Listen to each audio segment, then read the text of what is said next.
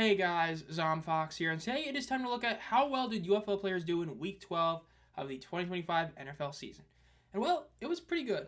Well, there were a couple of missed field goals. They ended up being ones that really didn't matter and ended up being kind of done better in a weird way. It was just a really good week overall for UFL players that did play. There were a couple of guys who were in bye weeks. But without further ado, let's get started with Jake Bates, who hit a 59-yard game-tying field goal against the G-Men. Now, overall, he ended up going 6 of 6 in kicks in this game, and the 59-yarder was his NFL career long, which is pretty wild. They tried to say career long. It's only NFL career long for obvious reasons. Bro kicked multiple 60-yarders for the Panthers, and this is a big deal. This Lions game was really bad by the Lions. This is one of those games where the Lions actually ended up they look terrible. Like, they look like a team that doesn't deserve to be in the playoffs.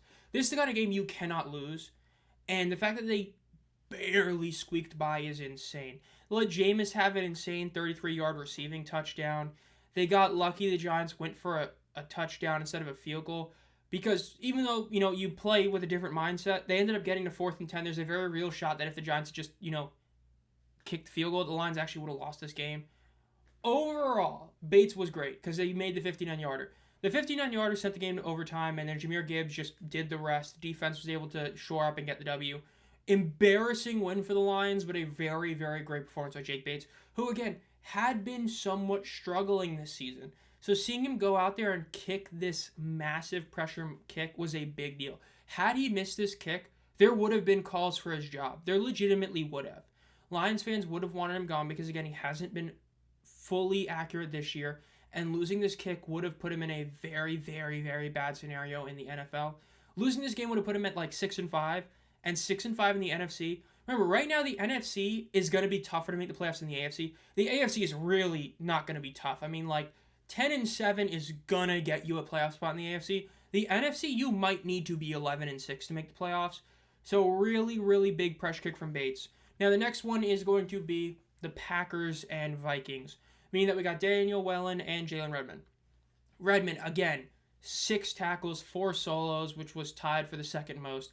Had a TFL, had a QB hit, and defended a pass. Again, I'm not going to talk about him anymore. He's been incredible, one of the best contracts in football. Daniel Wellen had another great game.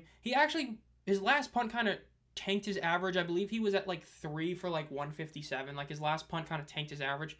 He's been the best, not the best. He's been one of the 3 best punters in football. The big sad is Brandon McManus. Again, there was questions who was going to kick, Havershek or McManus. McManus got the nod. 3 of 3 on field goals, including a 40-yarder, 2 extra points. Like I said last week, Havershek had a chance to become the starting kicker, and he blew it. And so it's looking like it's back to McManus. But again, Wellen and Redmond have been the 2 most consistent guys this year that aren't Brandon Aubrey. Aubrey did miss this week, but we'll talk about Aubrey because he did hit a big one, and that is because he did hit a game winner. The Aubrey game winner was massive. This was a walk-off kick. It was like a 46-yard field goal, so it was nowhere near a game, or a 42-yard field goal. He did miss one earlier, and it was a legitimate miss. It was his second miss of the year. But he still ended up going 4 of 5 on total kicks made. And again, the last one was the game-winning kick.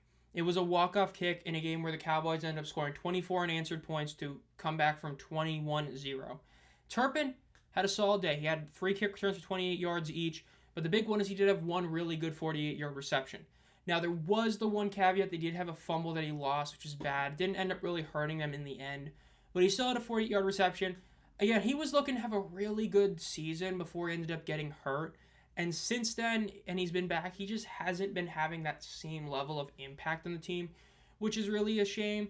But Aubrey, again, kicked a massive kick. Huge kick for him. Really good one. And then lastly, we have the Browns and the Rams. Andre Schmidt, again, 4 in total kicks, including a 53-yarder in a game where the Browns ended up trouncing the Raiders. Shedeur Sanders truthers are rejoicing right now because even though he didn't have a good game, he didn't have a bad game. He had a football game, and they won. And Schmidt was great. Now, as for the bigger one is Harrison Mavis, and bigger one in many ways. But as for Mavis, 6 in kicks. These were his first field goals. He had never kicked a field goal in the NFL. He had only kicked extra points heading up into this game, and he went 2 of 2, including a 52-yarder. And he had one that was a 40-yarder as well. So he's made 2 kicks now, both of 40+, and he's 13 of 13 in extra points.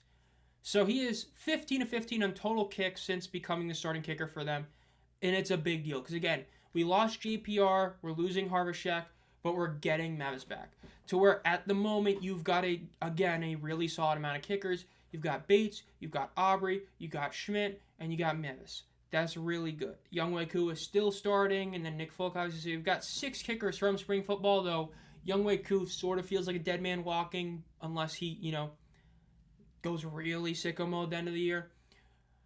But you still got 4 kickers from the UFL and their, leagues, whether it be the USFL or XFL, which is a really big deal. Mevis, again, really great game for him. So big congrats to him. But overall, that'll do it. Again, not really a ton of different ones to talk about, but a decent amount of them. Really, really solid.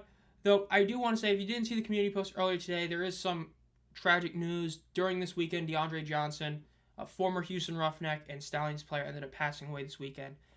For UFL and spring football fans, I feel like this is one of those that hits really hard because if you have a good memory, this is the 4th straight off season where a current or just current spring football player has passed away, which is just really tragic to hear. I mean, the NFL, when you have one happen, obviously we had Nealon happen a couple weeks ago. It's an awful thing to hear about. But the fact that spring football fans have had to deal with this now 4 straight off seasons is just, it's really rough to hear. And I know I heard, from what I've seen, the initial reports are suicide, and it's just tragic to see it happen. Again, I just wanted to let that out there. May Johnson rest in peace. But overall, I hope you've enjoyed this video. Be on the lookout for more content. I don't know what video is going to come out this weekend with Thanksgiving. And as always, guys, have a great night.